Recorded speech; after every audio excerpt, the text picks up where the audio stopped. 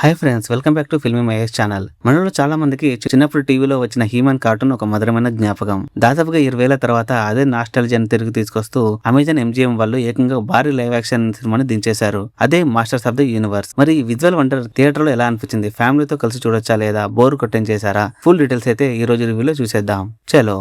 So friends, చాలా మంది fantasy movie అనగానే లార్డ్ ఆఫ్ ద రింగ్స్ లాంటి dark and serious epic setup ని ఊహించుకుంటారు. కానీ డైరెక్టర్ ట్రావిస్ నైట్ ఇక్కడ తీసుకున్న అప్రోచ్ పూర్తిగా వేరుగా ఉంది. ఇది ఒక హోప్ కేర్ మూవీ. అంటే సినిమా అంతా ఒక పాజిటివ్ వైబ్ అండ్ సరైన పని చేయాలనే తప్పడం చుట్టూ తిరుగుతూ ఉంటుంది. ఇకపోతే కథపరంగా చూసుకుంటే, చిన్నప్పుడు హ్యూమన్ సిరీస్ చూసిన వాళ్ళకి కథ ఈజీగా తెలిసే ఉంటుంది. కాకపోతే మళ్ళీ ఒకసారి చెప్పుకుందాం. విలన్ స్కెల్టర్ దెబ్బకి ఎటర్నియా నుంచి భూమి మీదకి పంపబడ్డ ప్రిన్స్ యాడమ్ ఇక్కడ ఒక నార్మల్ HR ఎంప్లాయీగా జీవిస్తుంటాడు. అయితే తన గతాన్ని తెలుసుకున్న యాడమ్ మళ్ళీ తన రాజ్యాన్ని ఎలా కాపాడుకున్నాడు అనేది ఈ మూవీ యొక్క ప్లాట్. వినడానికి చాలా రొటీన్ గా ఉన్న ఈ కథలో అసలైన డెప్త్ ఏంటంటే, నిజమైన మొగతనం అంటే కండల బలం కాదు, మంచి మనసు అని చూపించడమే. That means heart over muscle. హీరోకి బాడీ కంటే ఎమోషనల్ స్టెబిలిటీ ముఖ్యమని ఈ జనరేషన్ తగ్గట్టుగా చాలా బ్యూటిఫుల్ గా రాసుకున్నారు. ఇకపోతే ఈ మూవీలో నటుల పర్ఫార్మెన్స్ గురించి అండ్ పాజిటివ్ పాయింట్స్ గురించి మాట్లాడుకున్నట్టయితే, నికోలస్ గాలిడ్జియన్ హీమ్యాన్ గా అదరగొట్టేశాడు. ఒక అమాయకపు 25 ఏళ్ల కుర్రాడిగా, అలాగే రెస్పాన్సిబిలిటీని తీసుకునే హీరోగా తన సిన్సియారిటీ మనకు బాగా కనెక్ట్ అవుతుంది. ఇక విలన్ స్కెల్టర్ క్యారెక్టర్ లో